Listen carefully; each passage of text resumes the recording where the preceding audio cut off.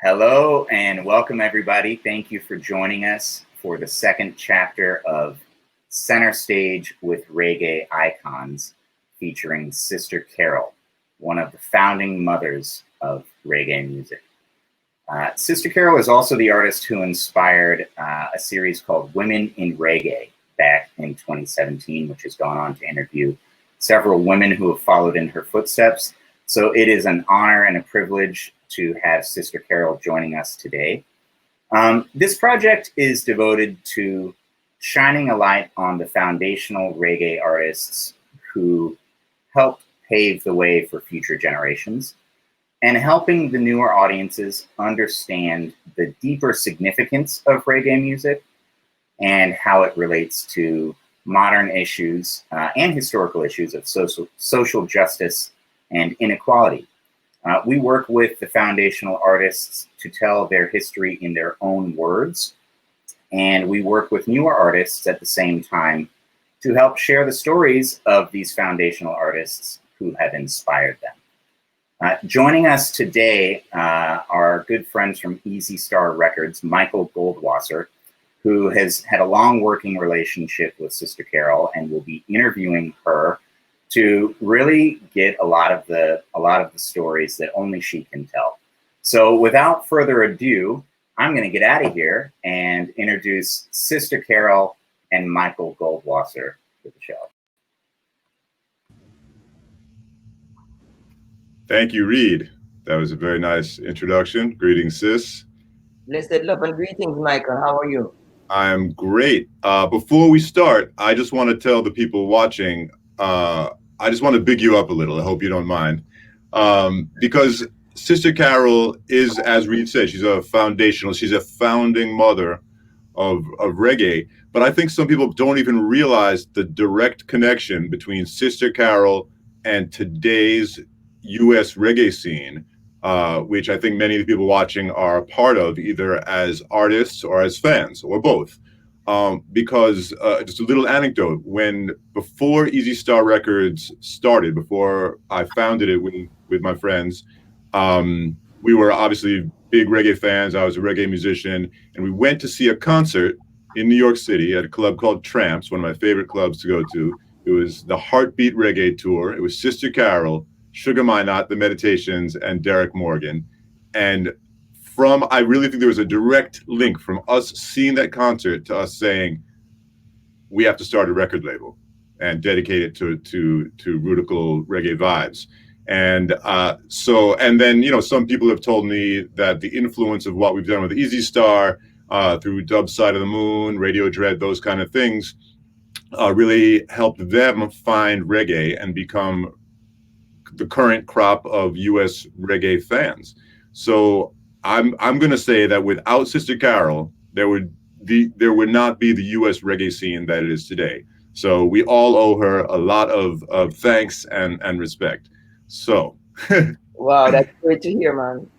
Yeah. And it's humbling. It's humbling. It's rewarding, and it feel good. It should feel good, because I think too often in our society, we don't recognize the influencers, the founders, everyone's stuck in the now, but the past is a very big part of the now and a big part of the future. Sankofa is about, if you don't know where you're coming from, your future can be, look doomable, Yeah, exactly. Know where you're going. Yeah. So while I stand on the shoulders of my ancestors, I couldn't deliver and do and make it happen without them. So yeah, of course. Yeah. So sis, we do want to talk a lot about your history, her story, I should say. And I know that you are someone who can really say reggae in my blood, if I may quote you, because your own father was instrumental, pardon the pun, to the foundations of reggae through his working relationship with Cox and Dodd at Studio One. So I would love it if you could talk a little bit about your father and about what you saw growing up, seeing the foundations at Studio One and what your father was doing with Coxon, and the artists you encountered, and how that influenced you as a person and as an artist? Well, as far as I can remember, ever since I was about like 4 or 5 years old, I've always observed my dad just being very busy. He'd come in and check in, and then he'd leave again, and you don't know where he went, where he's been, who's gone to see, what kind of job he's doing. But I know for sure that before radio got started in Jamaica with like RJR and JBC, there was what they call Ready Fusion. I don't know if you've ever heard about that before. No, but you're It going to was teach us. like it was like the station before the real station happened that everybody tuned into, and there was like a little box, and you would just put it up and you hear what's being broadcast. We used to have it like in our classrooms when I started like primary school. There was a box inside the classroom set up where whatever is happening, it would come on the radio that was in the classroom, and we would hear it. Like for instance, in 1968, when Martin Luther King Jr. was killed here in America. I was 9 years old. I remember clearly. We stopped everything in school and it came on the radio, which is what we call Radio Fusion, that the civil rights leader in America was just shot and killed. I remember that clearly. So my father was working or helped to set up the Radio Fusion from in the 50s before I was born. And later on, we knew of him, you know, just going to work every day at RJR. But what we didn't know is that he was moving from studio to studio to wherever there was any kind of electrical engineering or technical work needed to be done. He was always there, ready and present. And after I migrated to America in 1973, I had that hunger and eager to return to Jamaica and spend more time with my dad. And that's when I really started to know exactly what he was doing. I would follow him to places like Duke Reed, even though I was living in front of Duke Reed's studio on Bond Street. Treasure Isle Studio is 33 Bond Street, and I was living at 30, so I was, Wow. definitely in front. So, and then Studio One, and some other studios I didn't even know at the time, but just being with him everywhere. And one of the most memorable moments with my dad, I remember,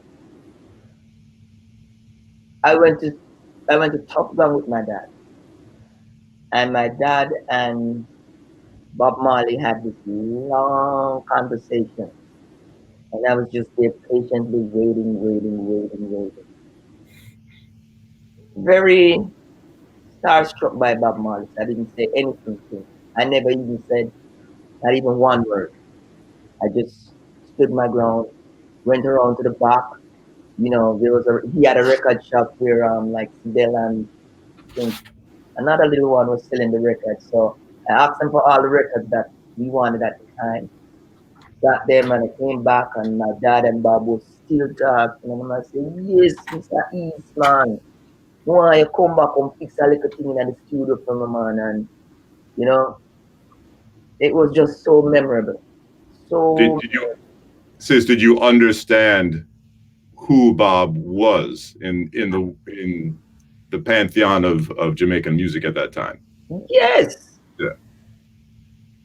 I knew Bob Marley long before this meeting because while going to school,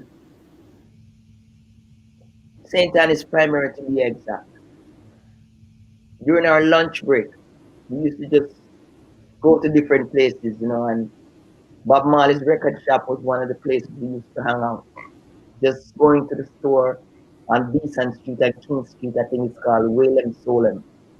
And I just used to stand there and observe the records and the pictures and everything that was happening at the time, and just wishing and hoping that one day I could be among this. This is where I want to be. Listening to the music, just vibing. You know, some people coming to and fro, asking for this, asking for that. So, you know, I knew Bob Marley before, and besides, where I was living at the time in Jamaica. So you have to understand, like where we live. Um, I lived in Western Kingston, and we moved at least 8 or 9 times within the same circle.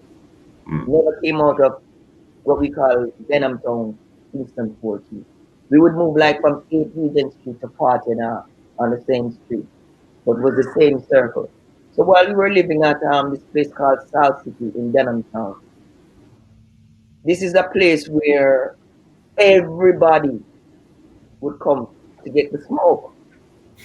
And I used to observe Bob Marley even come into my yard, and he would sit with the virgins in the back of the yard, and you know, they would start licking chalice, and we'd go out children and keep us.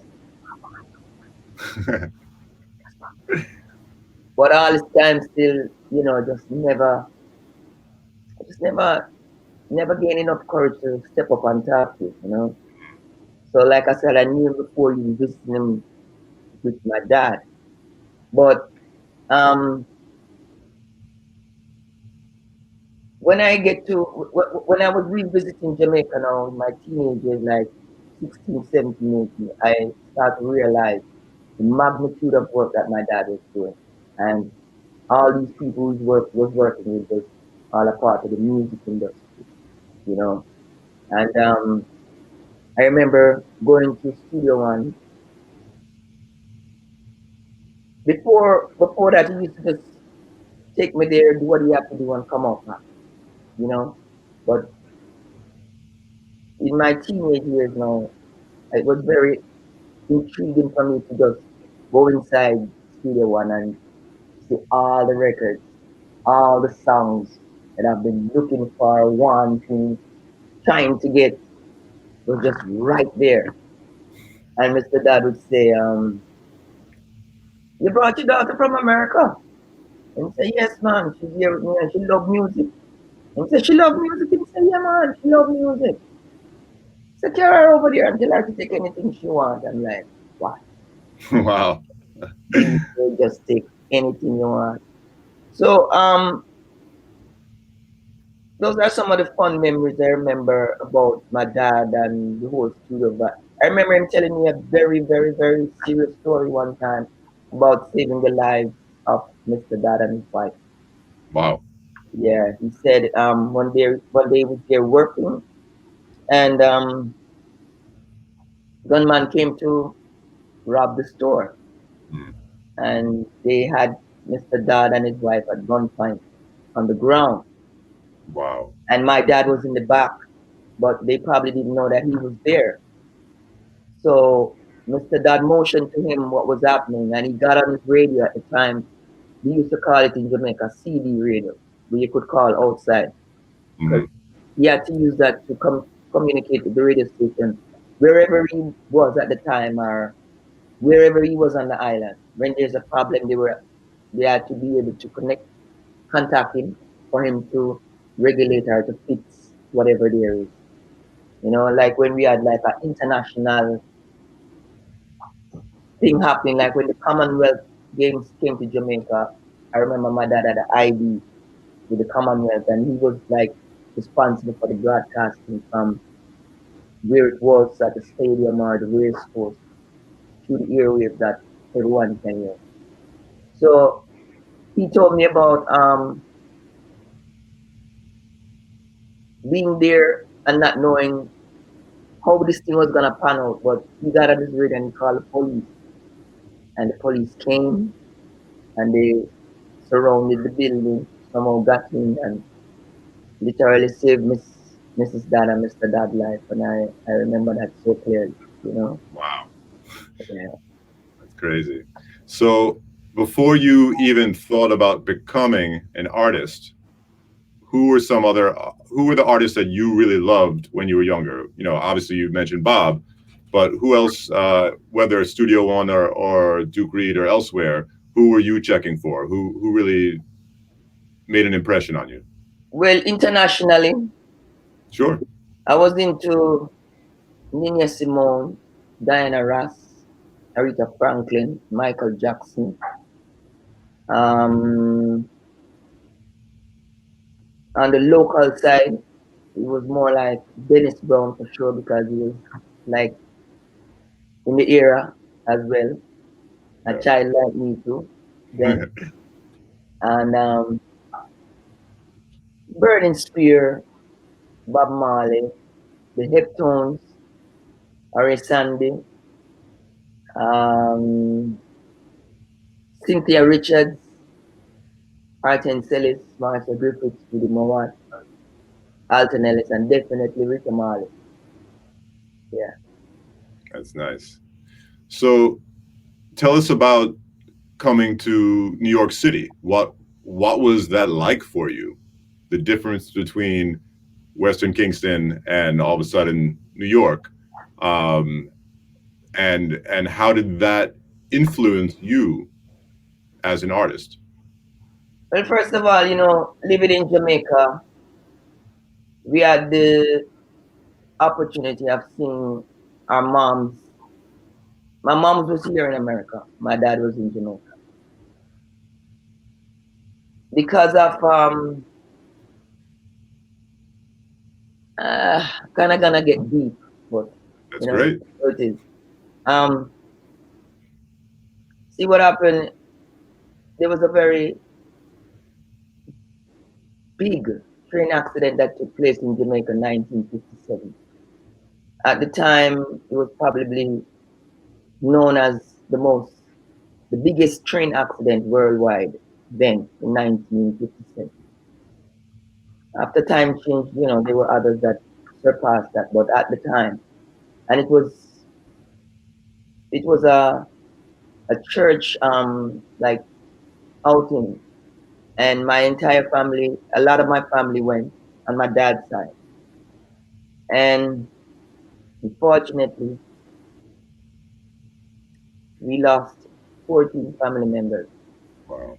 on this train ride, including my grandparents that I never met, Wow. and so that happened in 1957, and I come to know and learn that it has taken up a tremendous effect on my dad's life. He was like shattered from that day until the day he left Earth. He has never regained like a full composure of himself, mentally, physically, and spiritually, because he was just living with this pain, this hurt, this tragedy that it just resonated through the entire family. And one of his way of escaping it was just keep working, keeping himself busy, and that's one of the reasons why I'm here, because he was at work. He didn't go to that outing, because if he had gone, then I wouldn't be born. Wow. So 1957, the year it was, and then 1958 was also a very sad and gloomy year for the entire family because that's like a major amount of loss. 14 family members, one time, boom, gone. You have to understand at that time there wasn't much about like counseling or therapy or anything like that. So people get to drinking, people get to smoking, people just completely lose them way, you know. So for me personally, I think when I came on the scene in January 1959, I was the first sign of life after all this tragedy. So my dad had like a real special love for me. Not that I'm favored over anyone, but You know, that's my girl. You know, and it was the same for me. That's my boy. You know, so I'm saying now that my mom's and my dad had separated, and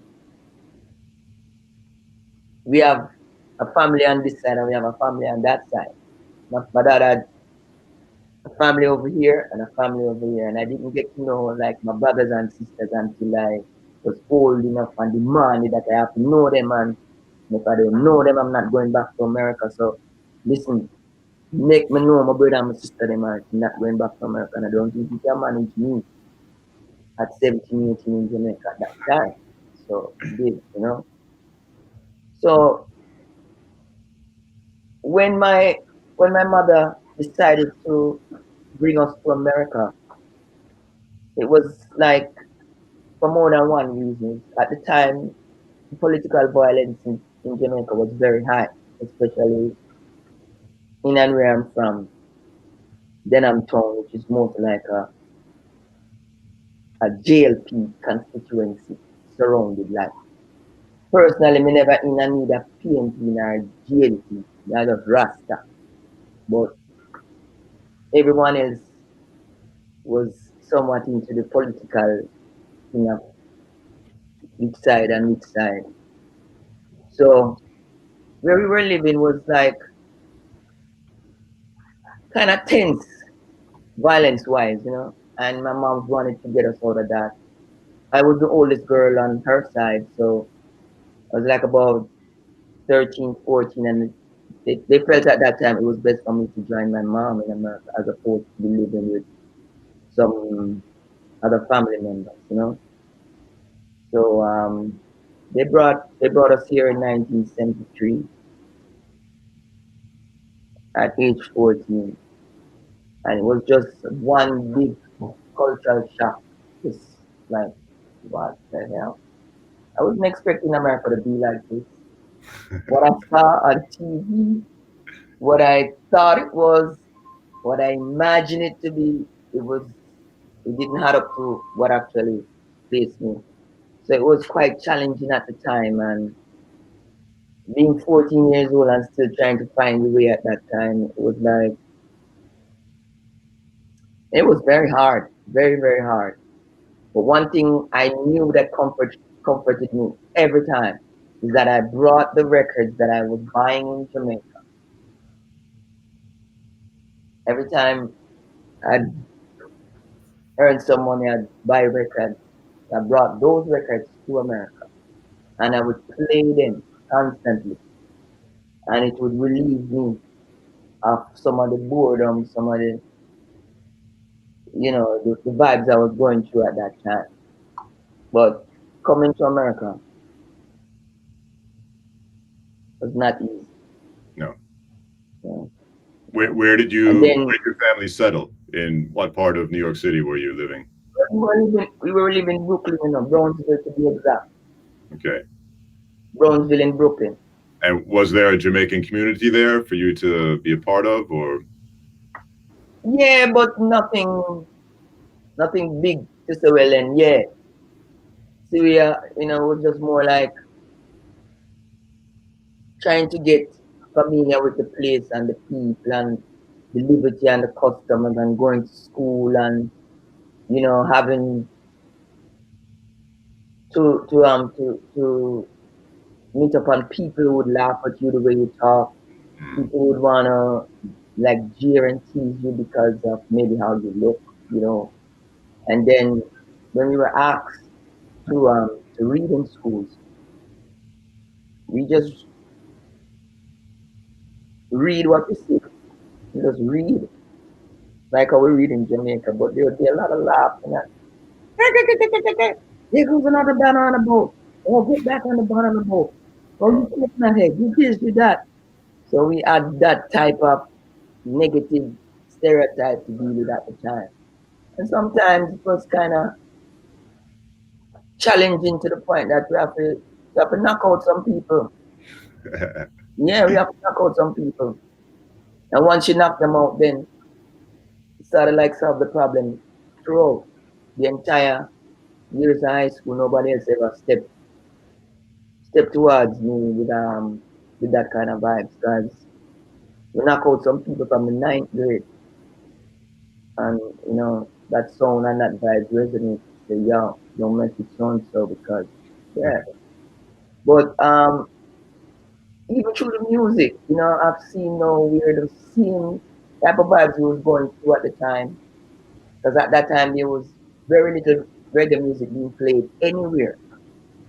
So over the years, with just spreading the vibes and the energy and sharing the culture, you know, reggae music has totally infused with everybody, every culture, every denomination, every child, every woman, picnic, everywhere right now know about reggae music. Yeah, And that is very, very, very, very amazing to me to see where we're coming from and to see where we are today. yeah, it is amazing. Big music from a little island. And it Mhm. dominates music now. So, uh, when did you go from being Carol East to Sister Carol? You must have found something within yourself that you wanted to express yourself musically. When did All you right. really feel like you became an artist? Let me rewind it a little bit back now. Went to Yes, please. Jamaica. Rewind. And one of my many, you know, um, memories in Jamaica, I remember my father did some work for a record label called G&G. And I further learned that it was the label that Gussie Clark was working with. And they had produced this big youth album called Screaming Target. Sure. So my father gave me this record when I was about 12 years old. He just handed it to me. He just came and I kept asking myself, I have three brothers and two other sisters. Why my father's not giving them the record? Why is he giving it to me? Because him understand and him recognize my passion for music. So we had a little record player and I would play everything I have, borrow people things and still play. So when he gave me that LP, now this is my first LP, and at that time I said to myself, it's called LP because it's long playing. You know, it Yeah. wasn't a 45 that was real quick. It was a big LP. So I was there for days and days and days just playing this big youth record, Screaming Target, until I learned every word, every slur, every ad lib, and I had the pleasure of just going to school and just singing for my friends, just singing any song they want me to sing, we just sing it. And Big Youth was the man at that time. I mean, Yeah. he was like the hottest artist at that time, not Bob Marley, Big Youth. So this was 1971, 1972. So I was DJing all of this Big Youth music from that time from my friends at school, and they would call other people and say, come look what she's doing, come look. And then when they came, they said, let me see what you have. And I said, but we just do it already. And I said, but we want to see me, so you have to pay. So collect money and we do it again, and I would sing and I would dance, and I was just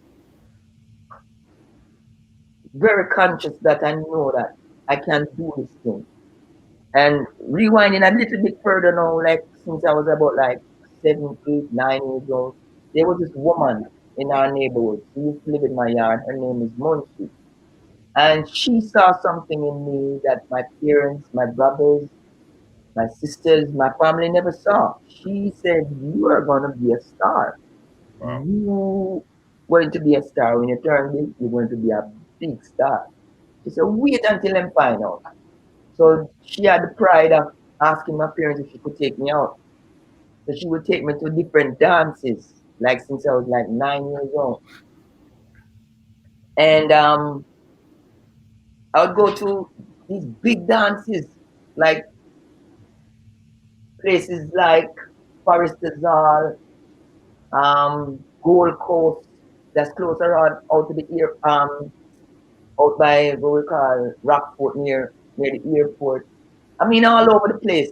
This woman would take me because she saw something in me that I didn't know was happening.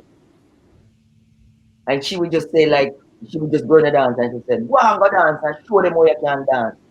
I was a great dancer. So I would dance and people would give me things like um, curry goat, soup, drinks, you know, and it kind of felt like, okay, so you do something, you get something. All right.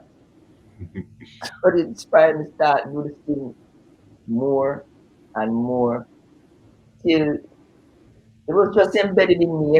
Everywhere, every chance, every opportunity where there was music, whether in school or church, I was present because it was already in me. But that Big Youth LP was the album that convinced me, like, yeah, we can do this too.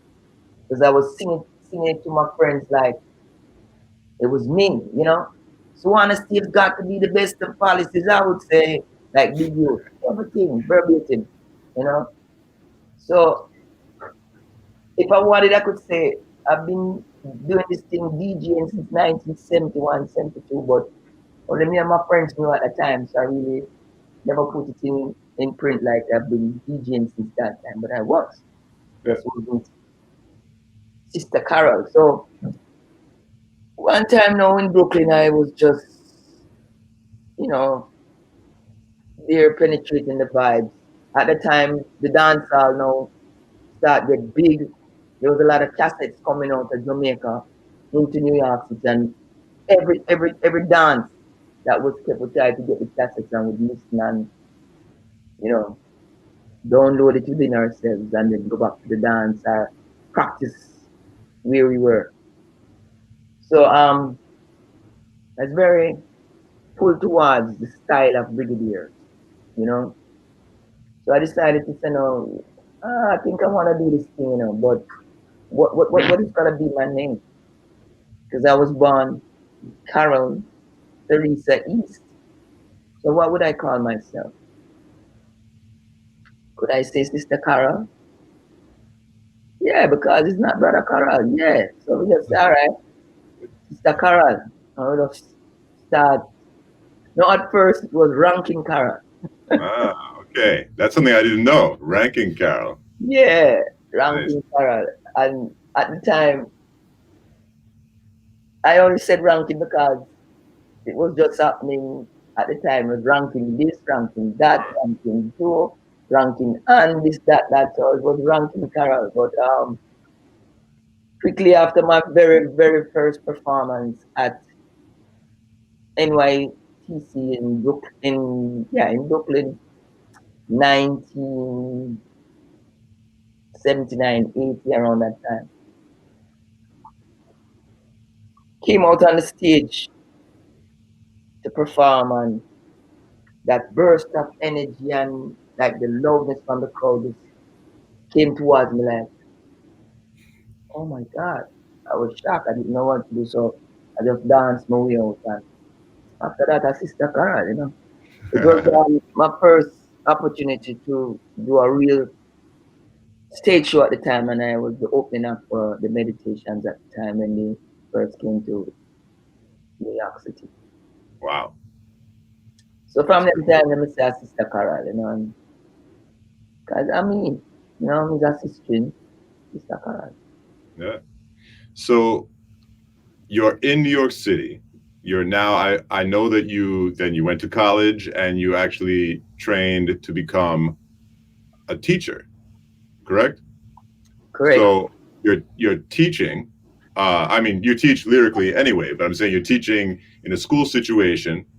and you're also Sister Carol, you know, DJing and on sound systems. So how did that work for you to be carrying those two lives at once and finding balance?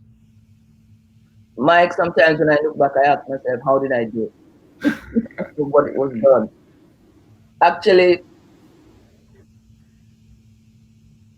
my mom was a very no nonsense person, and if you're gonna take up this Rasta life, you have to be serious about it.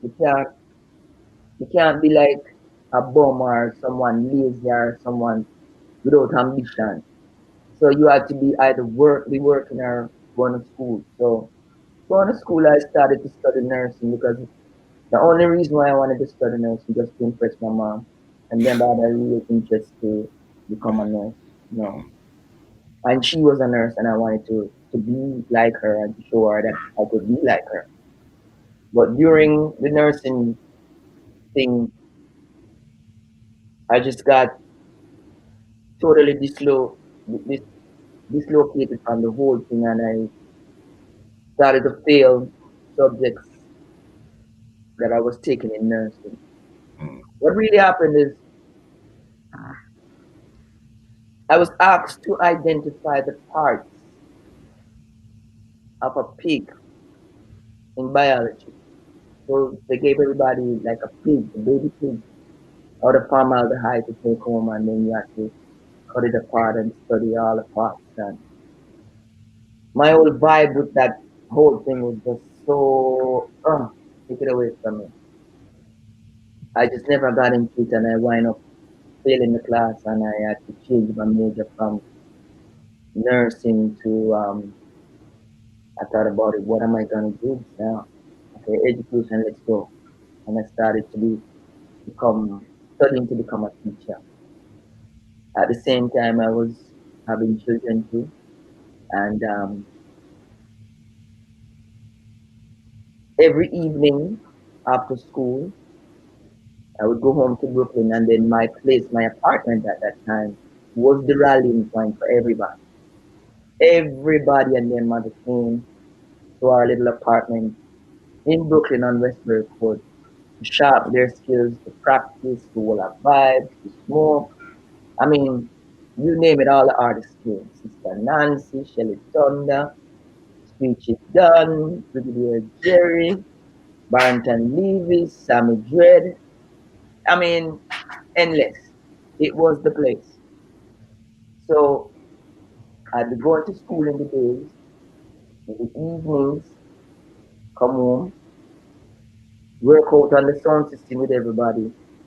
When they leave, find a little time, do the homework, and go back to school the next morning.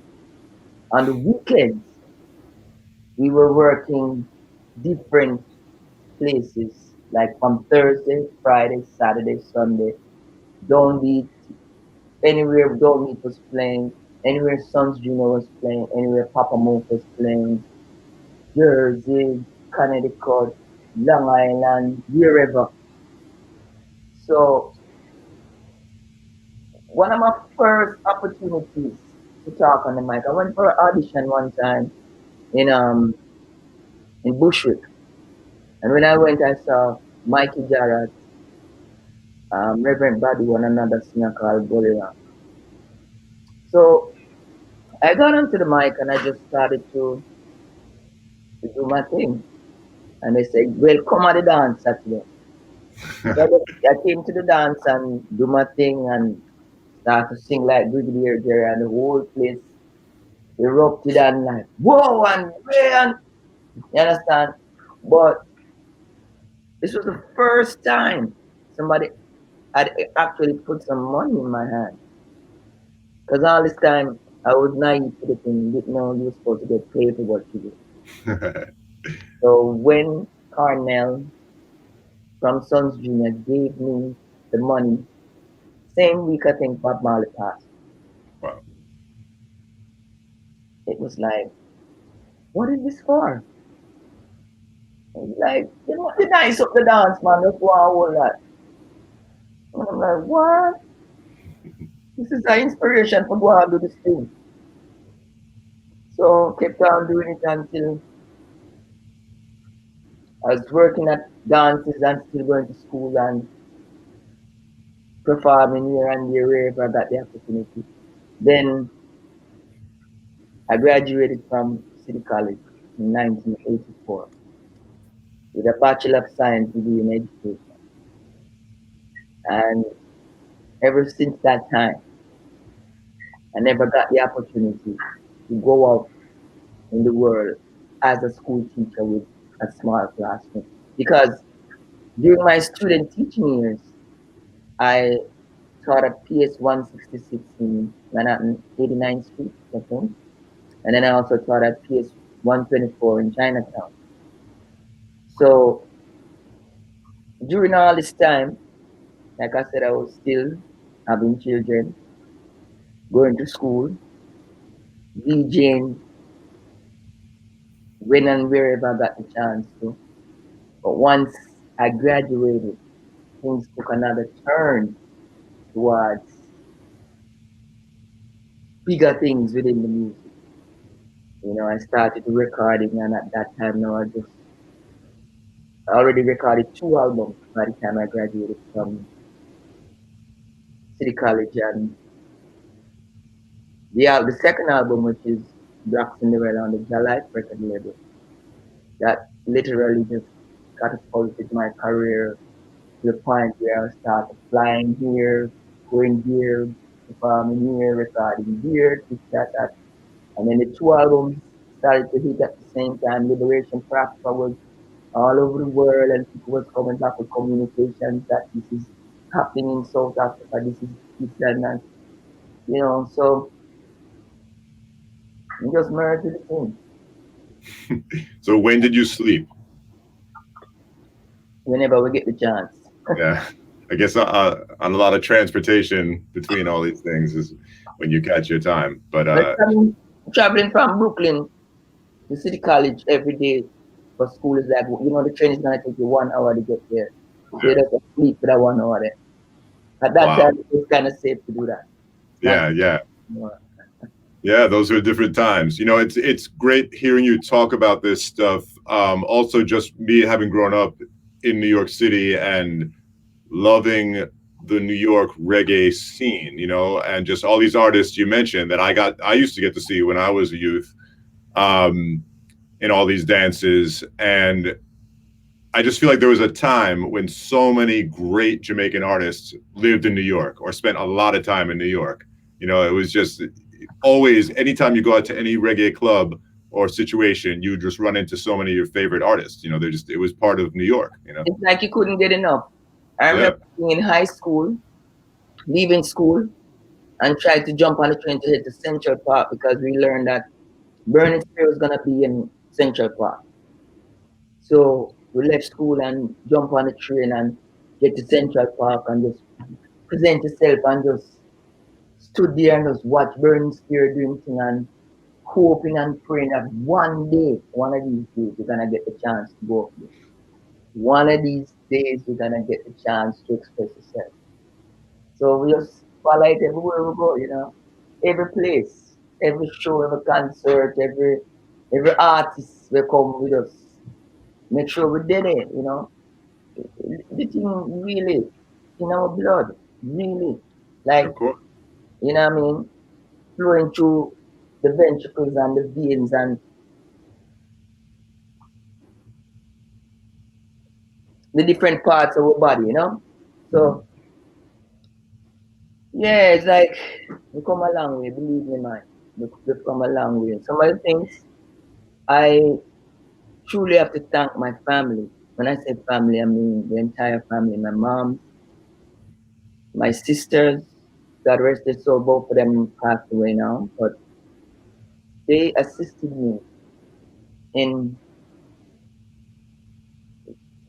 helping me to raise my children.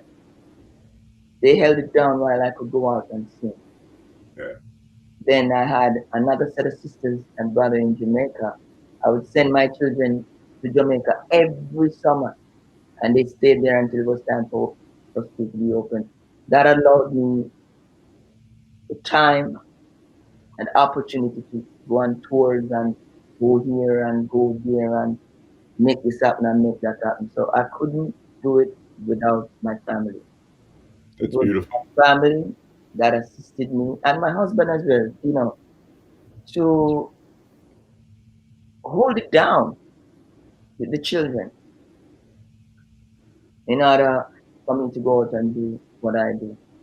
Yeah. I mean, for better or for worse, our society sees men and women differently, and men and women artists differently. And when a male artist is traveling around the world, people aren't thinking, oh, he's not with his children right now. He's not taking care of them. But women are judged differently, you know. Big, And big, for you to be able to balance that, you know, and recognize how you were able to do that because of the help you had from your family, I think is really wonderful.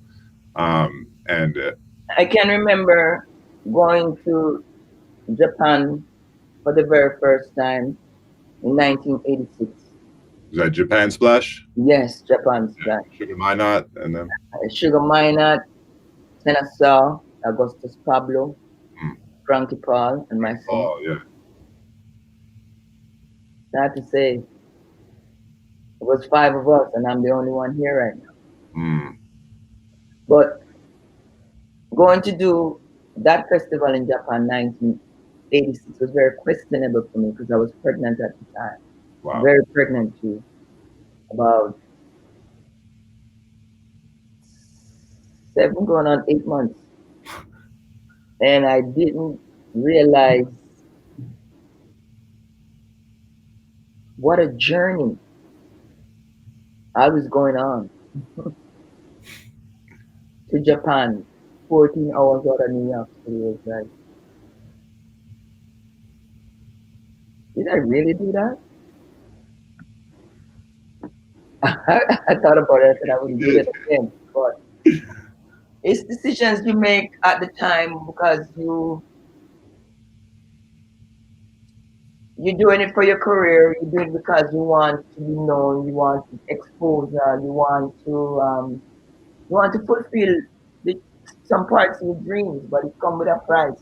yeah, Because coming back from Japan, it was horrible. Flying all the way back was like sitting like that in the plane, and it's like people get to see the show. And it's like, oh my God, you were great, you were this and you were that, but they actually don't know some of the intricacies that you went through. You know, and I remember Sugar Minott and I became very close friend on that tour because he felt like he was responsible for me to make sure I was okay at all time, and you know, like the hands and glove treatment because I was very pregnant and some of the promoters over there were kind of nervous and you know, but just some of the things that you have to go through and some of the sacrifices that you have to make to make it happen. yeah. Well, so during this time, the mid '80s, this is also when your film career started taking off, right? So Same how did exact. that happen? How did Jonathan Demme discover you? I know people want to understand and hear about this because not many artists can say this, that they were in so many major films, you know? All right, Mike. For me, this whole thing seemed like magical.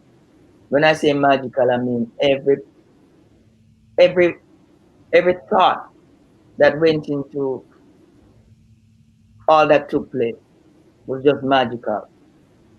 First of all, let me rewind back some more because I have to go back to come forward. As a child growing up, I was very fond of Judy Moore, and I used to love just listening to her. I was listening to a song one day that a song of hers called "Silent River," and while I was listening to the song, I was talking to myself, but I was like, God, I hope you listen to me now. I see this woman, yeah, when I grow big, I want to sing with them people, you know. I want to do something with them people. Yeah, hear my God? Never heard a response, but It so happened that I was in Jamaica 1985, and Sister Judy Moore had heard that I was in Jamaica. At that time, my career was, you know, kind of hot and taking off Hmm. here and everywhere else. And she heard that I was in Jamaica. So she sent some people to come and find me. At that time, I was staying in my dad's house in Duane Park. So she sent some people to find me to join her on a song called Schoolface, Bob Marley Schoolface. Now, the people that she sent to find me came to Duane Park. So what they did, they came to the football field and they thought if they had gone to somebody and asked them if they know where Sister Carol lives or where she lives. Sister Carol, a big artist, somebody must know where she lives. But like I said, magically, they went directly to my brother and my husband, Dino. They didn't know who they were talking to. They just went to them directly and said, do you know this artist, Sister Carol, and where we can find her? Sure enough, I saw them came to the house because I was at home and Dean and my brother was at some soccer game. They came to the house and they said these people want to meet you because Sister Judy Moore had sent them and I'm like, what? Anyway, they came and they said she wanted me to DJ on a song with her called Schoolface. Got the rhythm, went to this place called Glengarth in the country. They wrote my part of the song, went to the studio, recorded the song, feeling really, really, really great and like big things are going on in your sis. You recorded Judy Moore. You remember say the ask God say you go sing with these people when you go big. So we did the song and everybody loved the song. The song was like a hit in Jamaica, then it made it way here. So when Sister Judy Moore now came to perform at Club SOBs, she was doing 2 nights, I remember. At, in those days it used to be like some artists used to do 2 nights, some artists used to do 3 nights at SOB. Those were definitely the good old days, Yeah. for reggae in New York. So when she told me about coming to perform with her, she was talking about she was more like concerned about paying me to do it and she was saying like the money was enough and I'm like thinking, does she know that I'm not interested in money? I just want this opportunity to just take it to them. So I told her no worry about that. So the show was at SOBs, Club SOBs, and I came to perform with her and just stood there watching her performance, always regal, always hopeful, always positive and bright. Just waiting for my time and my opportunity to run on the stage with her. So I guess with all the enthusiasm and all the anticipation and all the gladness, both from Gladys and Gladstone, I just ran on the stage and did my part, not knowing that Jonathan Demme was in the audience. So when I came off the stage now, he came backstage, SOB's downstairs. And he came to me and he was like literally shaking. I'm like, bro, calm down, calm down, calm down. And he was like, oh my God, you don't know what you just did. Oh my God, I don't know what it is, but whatever it is, I want to do something with you. Here's my card. He left me his card. So we just took his card like everybody else's card. I didn't know who he was or what he was affiliated with or.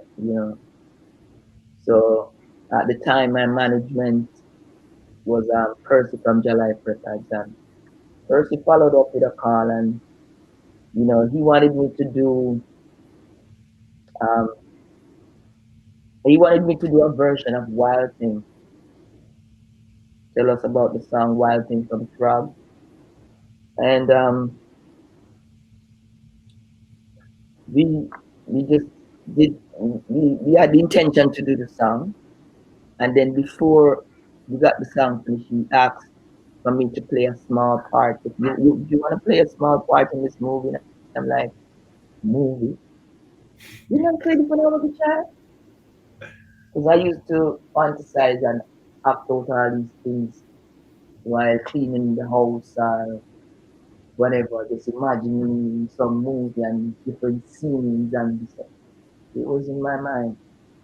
So it is good for children to have dreams and things like that because later on you can when you manifest the dreams when it comes true, it's magical. So like when he asked me to play a small part in the movie, things things took another turn, because I didn't realize I was stepping into a different world, a different kind of listen. This is the movie world. This is a Hollywood thing, and I'm like, oh my goodness. So it was quite an experience, and that first movie was something wild with Melanie Griffith and Jeff Daniels. Yeah. And as you know, I did the song Wild Thing, and they showed it at the end of the movie while the credits were rolling, and boom, the world got to know Sister Carol after that. Yeah, for real. And so I know Wild Thing was in a commercial, I think. What happened with that? Well, the song was used for a Budweiser commercial in and around that time, probably about 89, 90. At the time when it was used for the commercial, um, I personally wasn't really like down with it, Mm. but it's like I was advised at the time to do it because it would have been good. Mm. But then I come to learn from that entire experience how important it is to know about the business aspect of music, not just the show, but the business aspect of music. And it just opened another world for me to start my own record label, start doing my own thing, write my own songs. Not that I wasn't doing it before, but I got real serious now and then formulated, the Black Cinderella record label, the Black Cinderella company, publishing and all of that. Because what we learned then is that the use of the song was now um, opening my mind to how this thing is done because I'm saying, but this is my thing. Why am I not getting, you know, come to learn it's not your song. It was the song of drugs. So if they were gonna collect 90% of what there was, you were gonna get that 10% because it's not your song. So it opened up my knowledge to the business side of things and start learning about mechanical rights and royalties and you know it was an eye opener that I was glad to learn. I was Good. glad to learn. Yeah. That So go ahead. for me to formulate my own thing came from that experience. Yeah. So not only were you featured in Something Wild as a performer, but then I know pretty soon thereafter that Jonathan put you in another one of his movies with an actual part as an actor, right? Can you tell us about that? How that happened? Well, the response from Something Wild and you know the song Wild Thing. It was like it was a big buzz. And then he was doing this other a new movie called Married to the Mob, and he asked me if I wanted to to play a part in the movie as the owner of the proprietor for a beauty salon. And I said, okay, I'll do that. Now it was a bigger role. It was more for me to do and to say and to be, you know, more in control of how I'm being, represented in the film. Because I had a salon, and as you know, this movie was um, Michelle Pfeiffer and Matthew Modine were like stars. So Michelle Pfeiffer was out of a job and she didn't have a place to go, and she was coming to my place to look a job. So that in itself was quite an experience, just working with these so-called stars from Hollywood, and I was there with them every day, and I had my own little trailer set up on outside, and I used to be in there, wondering what's happening, burn my little thing sometime, and I'm ready for them call me, but it was it was kind of like I'm supposed to be looking up to these people because they're like professional actors and actresses from Hollywood, but for the most part of the day, they wanted to talk to me, and they wanted to know everything about Jamaica. They wanted to know about reggae. I mean, I remember Martin Modine kept saying to me, "So, Sister Carol, why do you think they can't beat the Tosh? How could they?" And you know, every day I was just being bombarded by questions about Jamaica, my culture, the music. So while we were looking to them, they were looking to us, and it was quite an experience. I remember just hanging out with Michelle Pfeiffer. She was just she was just so into me. I'm like, I don't know. But I forever thank Jonathan Demi. May his soul rest in peace for those wonderful experiences, because it's actually getting a chance to work to manifest some of your dreams and your visions within since you was like a child, you know, coming up. Yeah. And that was followed by a couple other movies that I had to turn down because I just didn't want to be stigmatized or looked down upon because of maybe a few dollars. But then somewhere in around 2008, he came to me with another movie called Rachel Getting Married, and he told me it's about um, a biracial couple getting married, and I would be invited to come to the wedding, sing a song at wedding, of which I appeared and I sang Dreadnought Congo in that movie as well. And then later on, he came back with another one called Ricky and the Flash with Meryl Streep, and Yeah. that was an experience meeting her and working with her. One I'll Mm. never forget. Yeah. Yeah. Yeah. I mean, look, you've shown that you don't have to be one thing.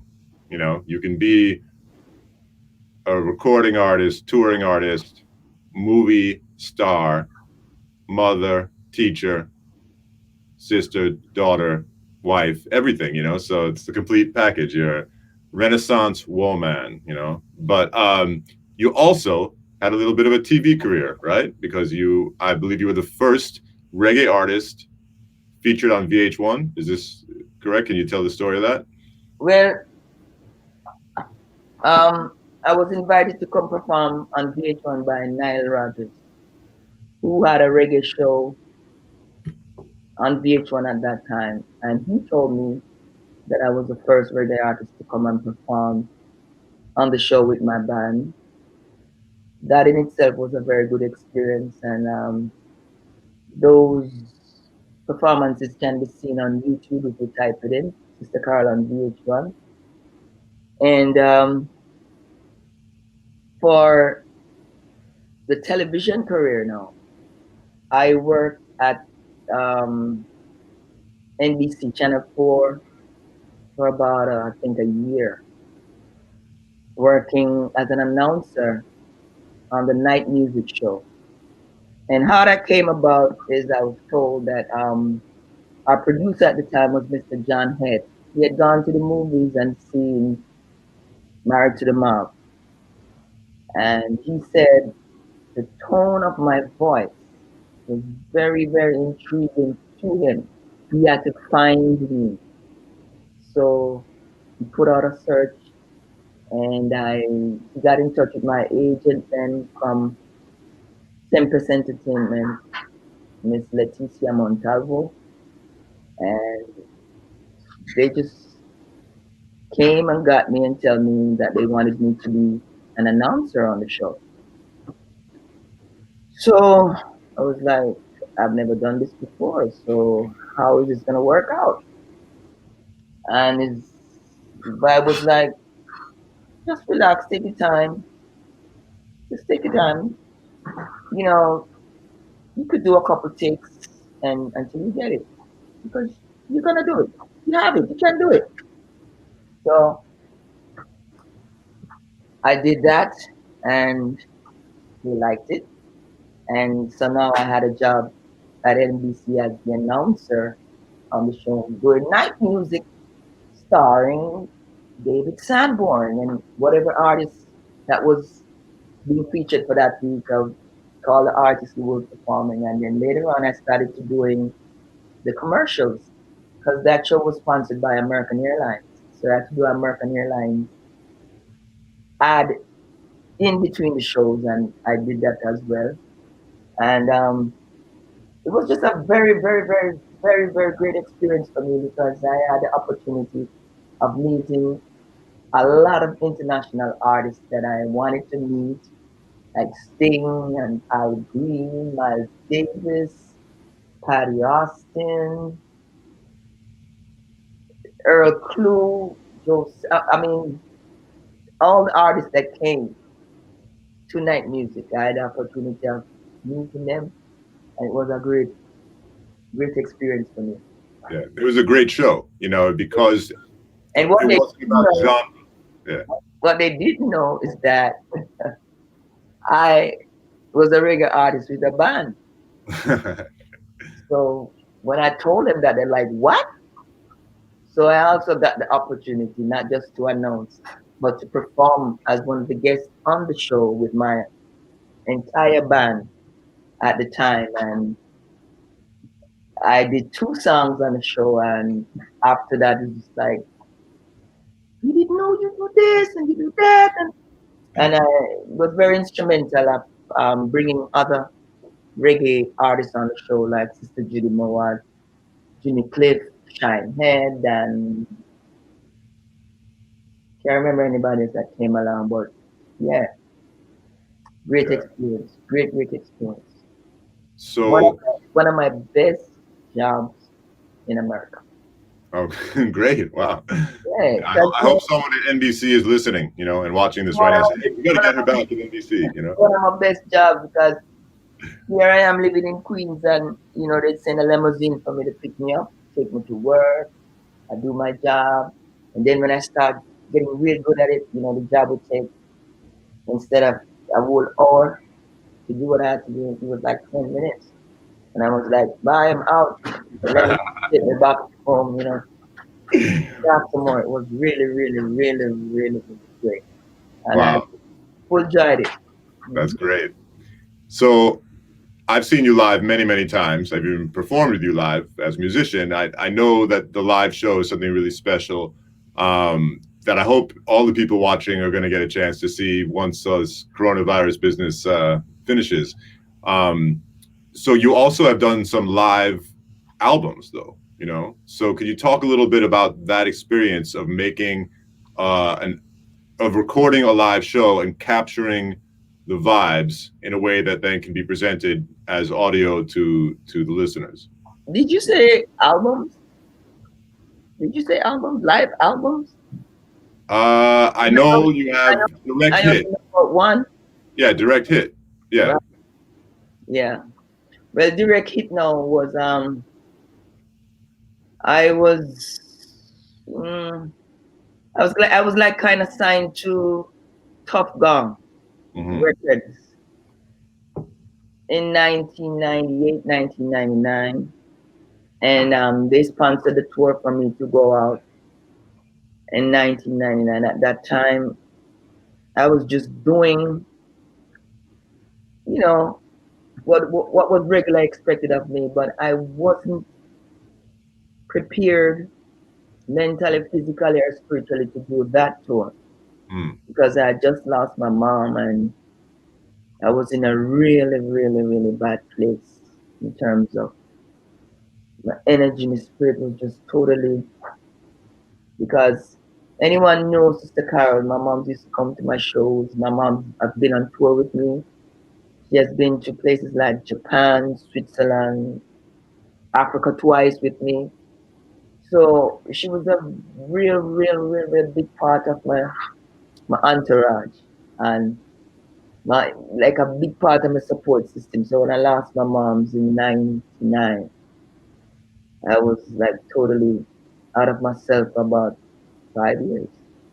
Nonetheless, we went on that tour in '99 December, and I had one of the best bands ever, consisting of Val Douglas, Noel Alfonso, Junior Jazz, and Horace James on keyboards. Hmm. And I mean, talking about a tight band, you know, we were out there just doing it, even though I was not myself. Mm. And Sister Anisha Banks came with us as well as the backing vocals. And our engineer at the time was a virgin we call Yami. His name is O'Neill Gray, and he's the son of Judy Moore. So he was our engineer, and at the end of the tour, he somehow managed to capture um, the live performance that you hear as direct hit from that tour. And when it came out, everybody loved it and still loving it. And it's something that we're pleased of, you know. You know, we were looking for someone to help us to release and to put it out, and this company came. Can't remember their name right now, but they came and assisted us and it came out. You know, direct hit, yeah. So Yeah, no, that's the only live album I know about, and so far. yeah. I have a You never couple know more, what's but around the not. corner. I have a couple more, but nothing, none other than that one has been released. Hmm. So let's talk a bit more about your recorded music. You know, Mhm. I do want to talk about your new album, of course, but first, can you just mention a few songs from your catalog that really stand out to you, things that really mean a lot to you, or that you really loved making, or that have taken on a life of their own, you know, bigger than you even thought would happen when you were creating them? Ah, after about 16 albums, it's Well, quite if a you want, I can name some songs. You could talk about them. I mean, whatever you want to do, you know. So, name some and then you can tell you some to you know what I mean? yeah. I mean, I think one of your earliest tunes that people really loved was Murdy and Stiley. So, Yes. what was the inspiration for that? Murdy Stanley I've come to learn after touring consistently is that that song might have been probably one of my biggest songs on charts everywhere, like Europe, Brazil, Africa. I didn't know that song was so big. Um, Murdy Style was produced by Jalife Records,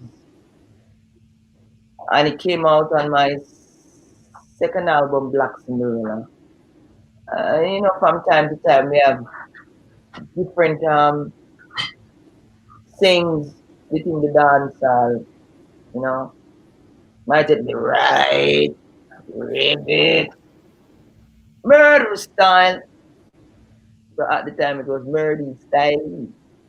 You know, so that was like more like the punchline. Style, this I wanna style. Say lordy, this I wanna lordy. And murdy, everybody murdy. I read this I wanna, pick some verses and then pack it up back again with the punchline. Style and it just like at the time it was taken from the Revolution reading from Yeah. Dennis Brown's Revolution. Mhm. Song that everybody love and I love it too. So that's how that came about. One of my favorite tunes of yours is from the Mother Culture album. I think that was on Ross Records, maybe. Mm-hmm. Is Ababa Janai. I think that's just a really great presentation of your spiritual message. But also musically, it's just really a beautiful tune. It's a song that I love as well, and it came at a point where we had learned now that His Majesty had all these different names, and Ababa Janai was one of the names, and we learned about it in reading, and then Dennis Brown had just came back from Ethiopia, and he was, very much Ababa Janai, Ababa Janai. So I did a song about it too, another name for His Imperial Majesty, Emperor Haile Selassie the First was Ababa Janai. And that's basically what that song was about. And the rhythm track now came from an original song called Selassie, sung by a brother, I think his name is Elijah. So I just had my band, replay that rhythm track and revise it and give the credits where it needed to be. And it's a song where people love, and I like it too. I like it too. But while we're doing this, let me just tell you about a couple of songs that meant, like a lot to me. Yeah, please. There's this song on my Sister Carol and Friends album. There's a song with Brother Bunny Wailer. And while I'm saying it, I'm sending positive healing energy to Brother Bunny here and now while we're doing this. And the song is called Dancing Shoes. Now, this is a song that I've loved ever since I was a little girl. I always loved Dancing Shoes. Who's gonna dance with me? That song. Yeah. So then Bunny Wailer was doing an album with 12 females, and the name of that album is called Combination. He selected the songs for each female to sing because he said he didn't want to combine with any man. So it was 12 women on the album, and he chose that song for me. So I asked him, why did you choose that song for me? He goes, because when you're building a building, the foundation is most important, and that's why you're here, and that's why I gave you that song, because that song is from the foundation. Nice. And this is a song that I've always loved since I was like very young. So when he asked me to do that song with him, it was really kind of magical to me. And some other songs on that album, songs with Judy Mowat, like we talk about School Face. There's another song called Inspire Me with my dear brother that passed away, Brother Vision. Mm. There's also um, Another song where I spoke about the herb on my 2015 release of the THC album, The Healing Cure.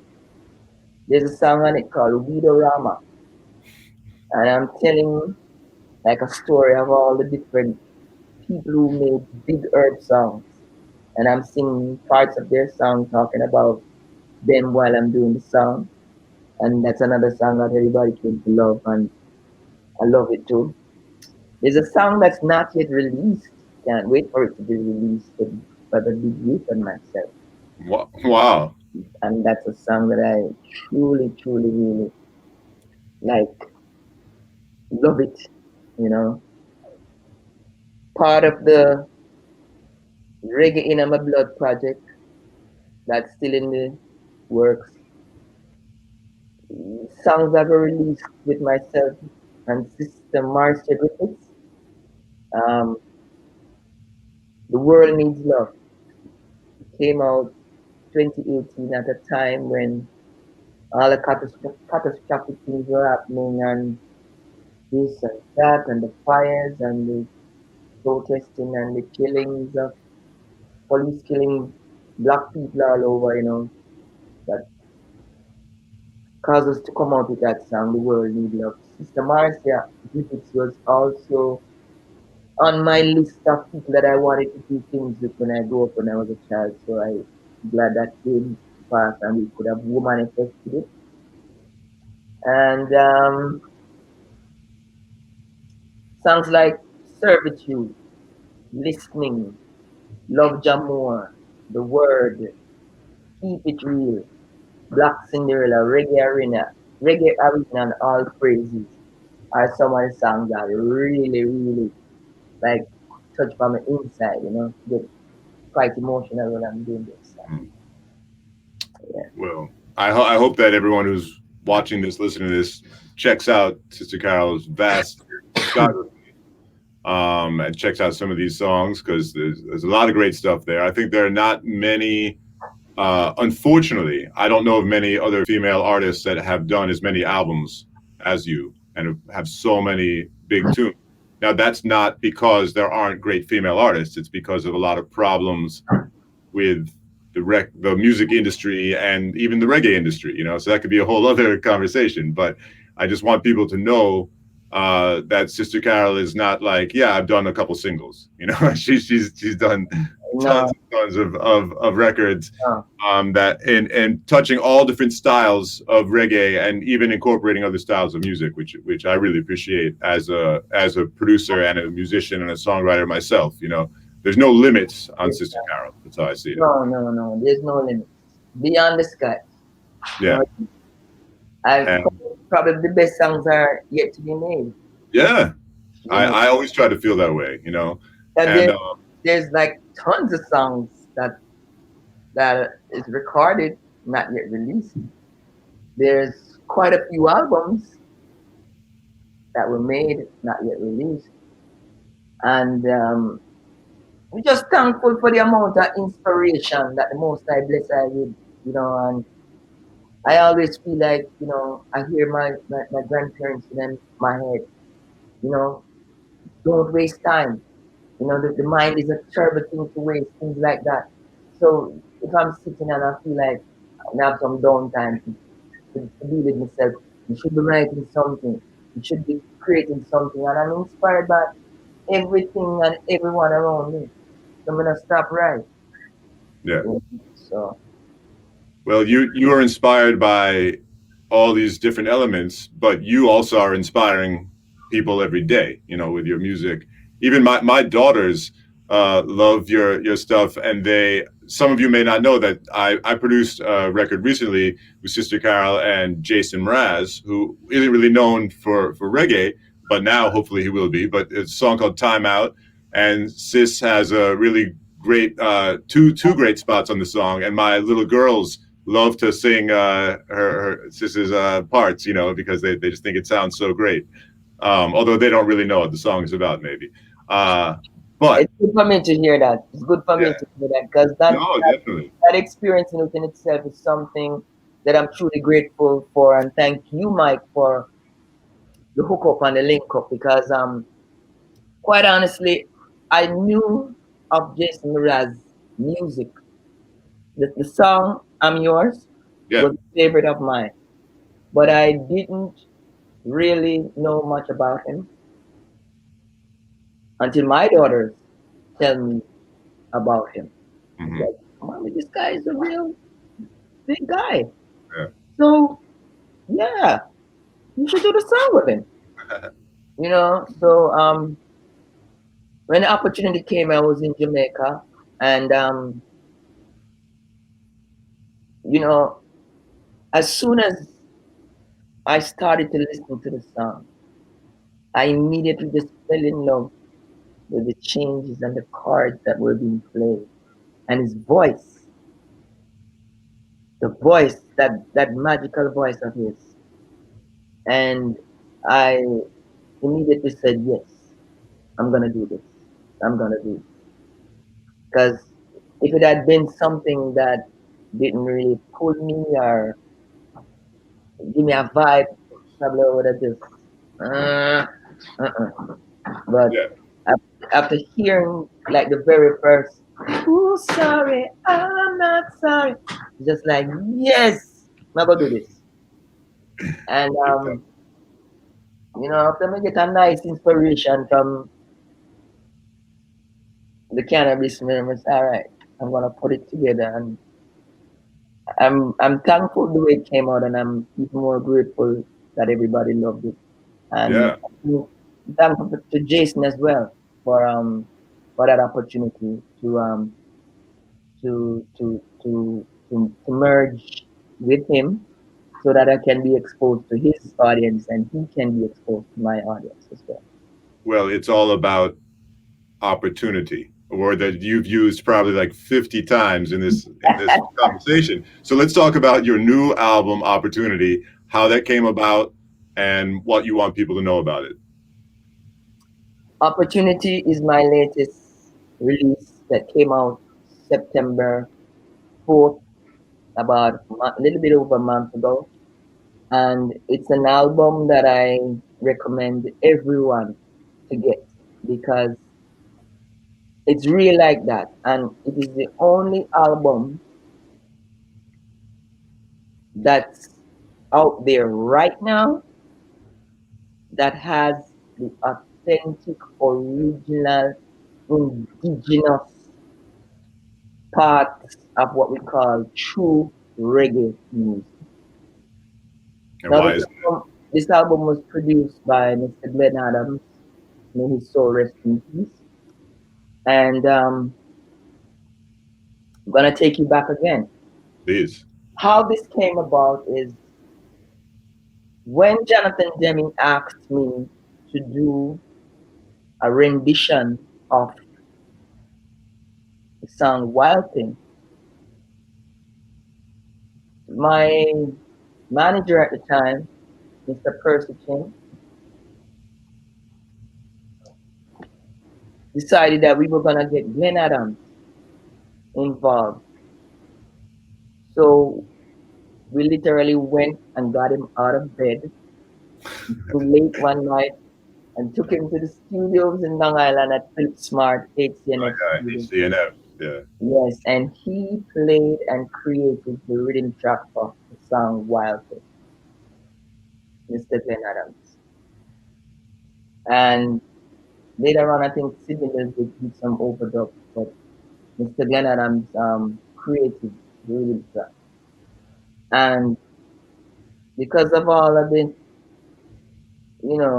success that came with it, I've always felt in myself that I wanted to do something for him because I felt like all the hoopla he was not really um, recognized the way I wanted him to recognize. So in my own way, I wanted to give back or to do like he gave me a solid. I wanted to do a solid for him as well.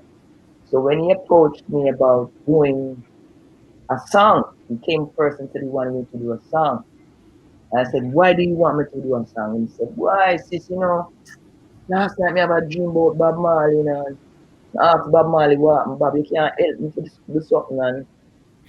And Bob said to him, say, so what? You want help? Come in my car. So he went into Bob Marley's car and this is what he's explaining to me. And him saying, wake up out and sleep. So he's telling me, so you sis, you don't want to come in the car. He said, yeah, I want to come in the car. All right, come on the studio. And the first track he played for me was Soul Rebel. And Soul Rebel was one of my favorite tunes from God knows how long. So I wrote the lyrics for the song, went to the studio, recorded the song, and he loved the song. I love the song. We all love the song. And then he tells me, boy, sis, so you can't do one song though. You can't do one song, sis. So I kept, oh, another thing, while working with Ben Adams now, he starts to realize by my last name. So tell me something. The engineer from RJ are your father? Yes.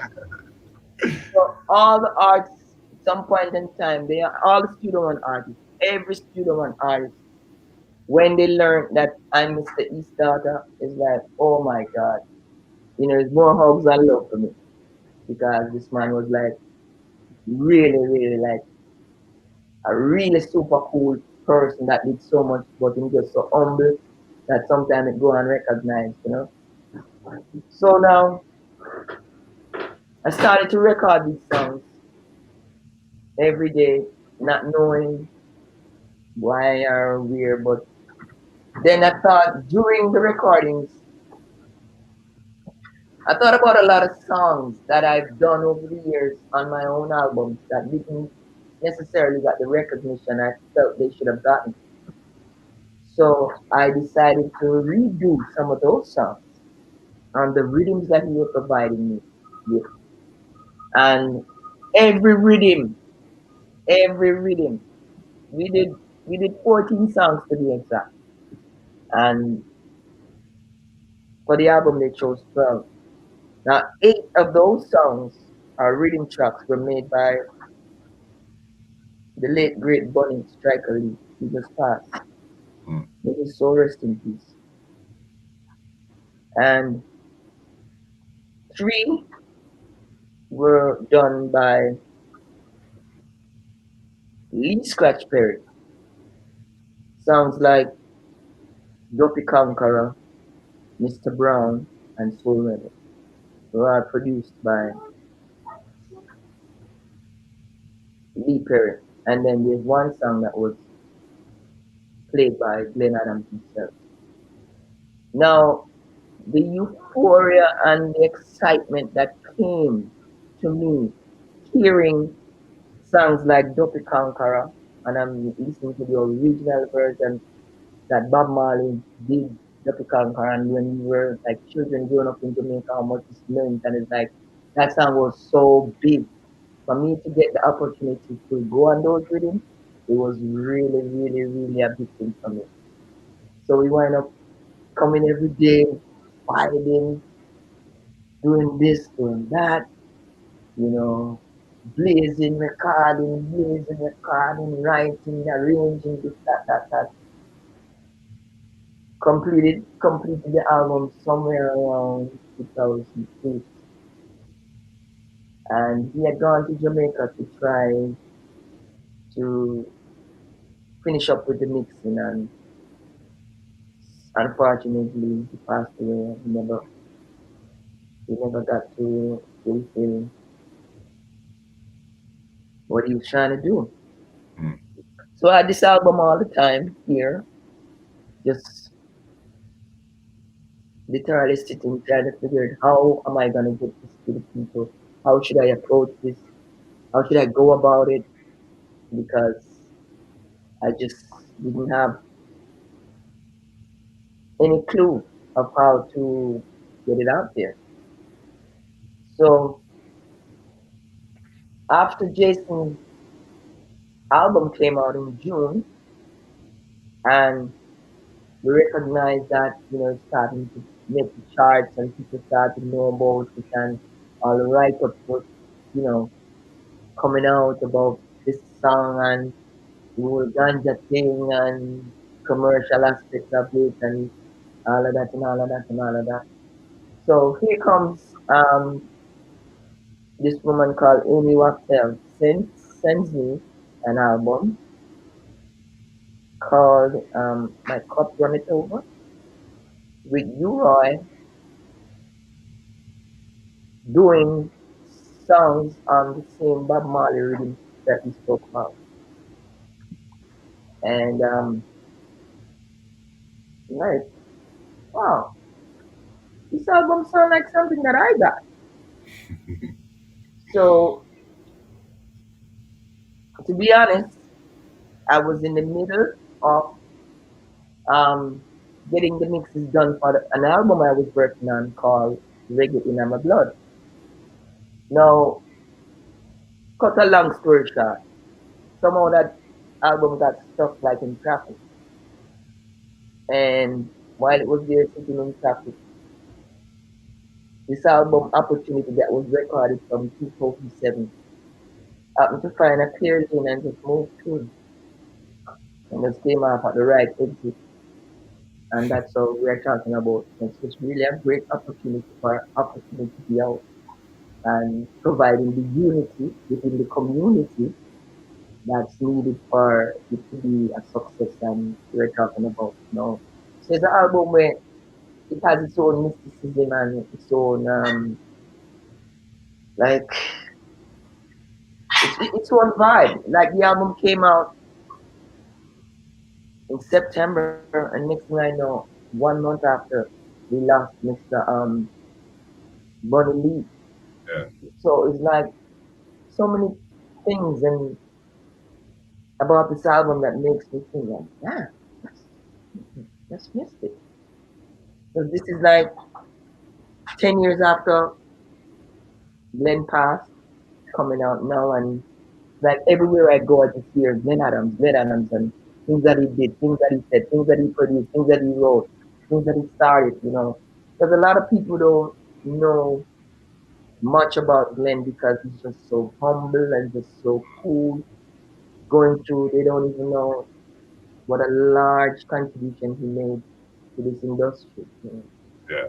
Well, musicians often get overlooked, The average person, they know the singers, maybe in reggae, the producers even, but unfortunately, a lot of the great musicians, they never really get their due.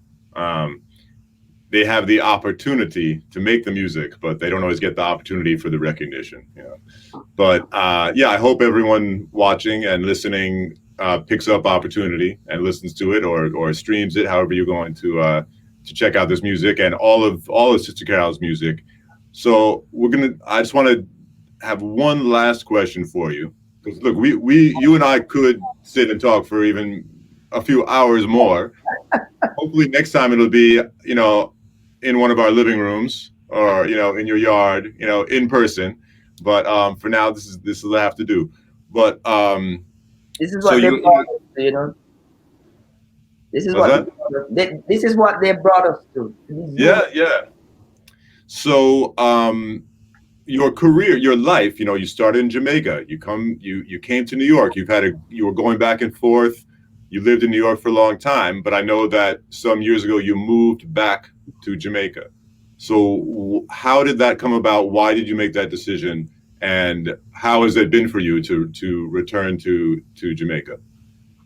Well, being in Jamaica has been very great for me. And one of the main reasons for um making that move is because as we grow older, we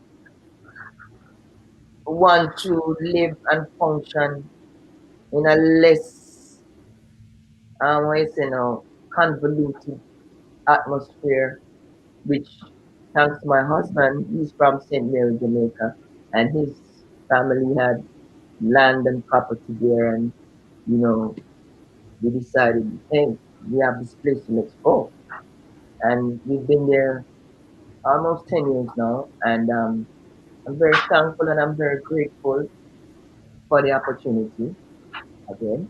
And after living in America for over 40 something years,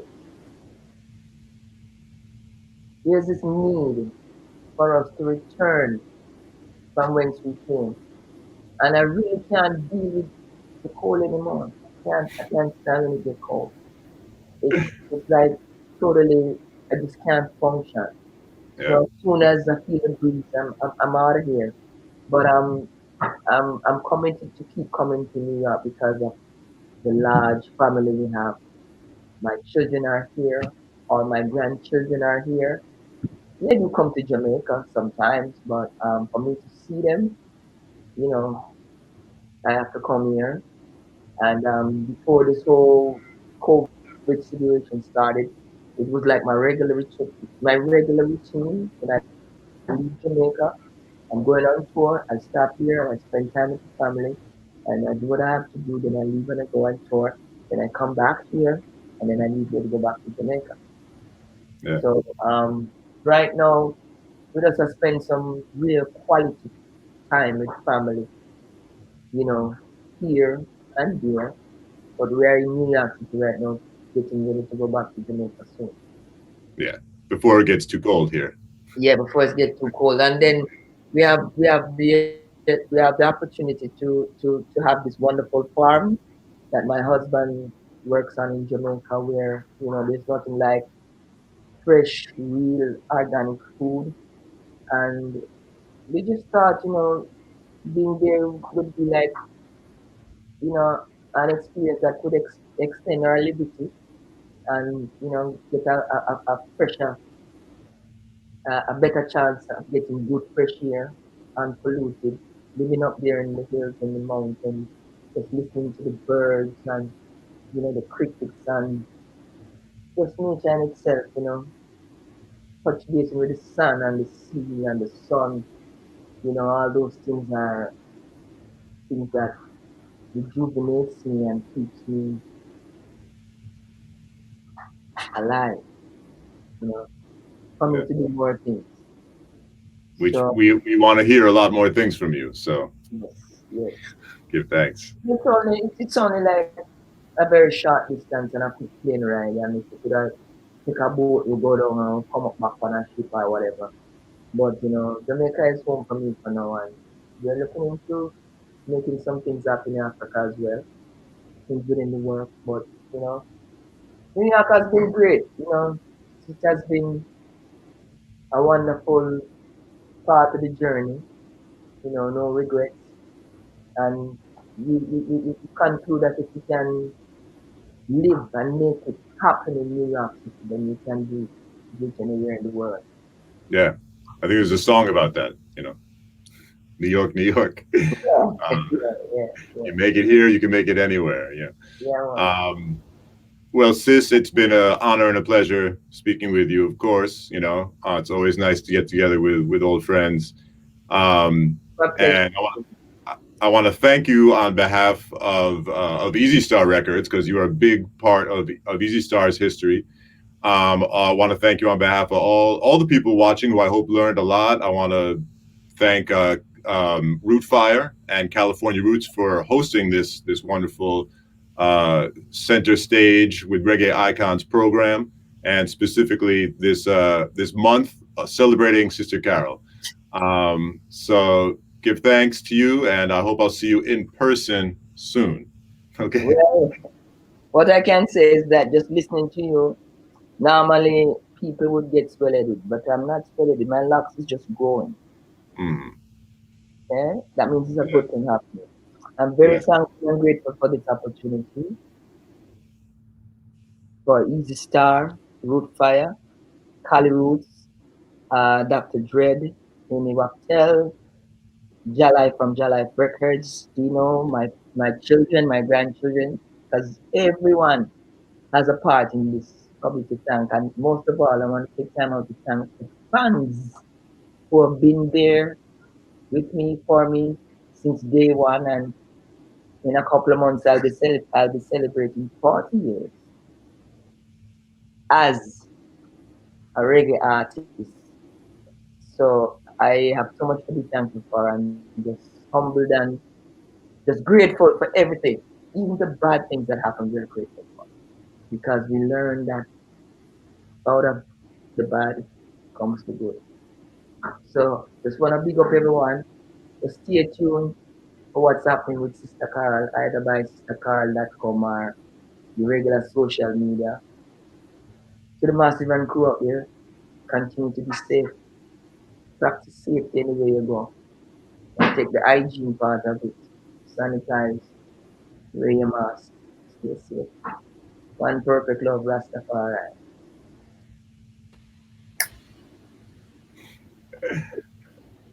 Thank you so much. You're welcome, man. I'm full of happiness and joy right now. That's great. Just yesterday, I got this in the mail from Amy Wachtel. Right when you were talking about it. Oh, what was that? My cup running over. Yeah. You mentioned that you heard the album, and it was just yesterday I got this U-Roy, the Wailers featuring the U-Roy from Amy. Yeah. That's the album that literally inspired a quicker release of opportunity. Yeah. It's an opportunity to bring forward more opportunity. Yeah, it is. And it's also providing this unity. Yeah. Well, you can't spell opportunity without unity. There you go. And we need the community to support opportunity. Yeah. Yes. More unity. Yes. It's been my pleasure, and I thank you all for having me as the artist right now. You're the foundation artist that you want to feature. I'm very grateful. Very, very grateful. Well, I am too. Thank you so much. And over the next couple of weeks, we'll be working. I'll be emailing with you and Dean as well to find some more photos and videos and things. And we will, I actually have a call with the Cali Roots people in 30 minutes to just give them the update. There's just one thing I wanted to mention that I didn't get to mention. I hope it's not too late. No, it's still recording. I do want the masses to know that we have an upcoming artist by the name of Nakiba Amani.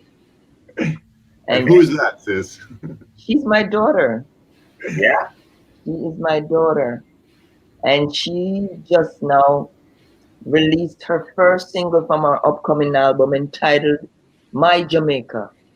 The video and the song is available on YouTube. The song is called My Jamaica with Nakiba Mani featuring Sister Carol. And she's singing about her experiences of born in Brooklyn but raised in Queens, Jamaica, Queens here. Mm-hmm. And I'm talking about the Jamaica that I was born and raised in. So it's a nice vibe. Cool. Check her out. Her name is Nakiba Amani. Yep, I remember you mentioned her a couple of years ago in the Women in Reggae interview that we mentioned. So it's good to know that there's a new song out. I'll have to check it. Not because she's my daughter, but she's one of my favorite artists to listen to right now. Believe me, her music and her writing ability is just way up. She's gonna be a star too, huh? Oh, she's a star already. She's a star already. I'm just using this opportunity for more people to get to know her. Yeah, we'll make sure that we include that. We'll have to, towards the end of the month, as we talk about those who have come in your footsteps, we'll definitely have to put some attention to talking about her and her music as well. Just have to mention her.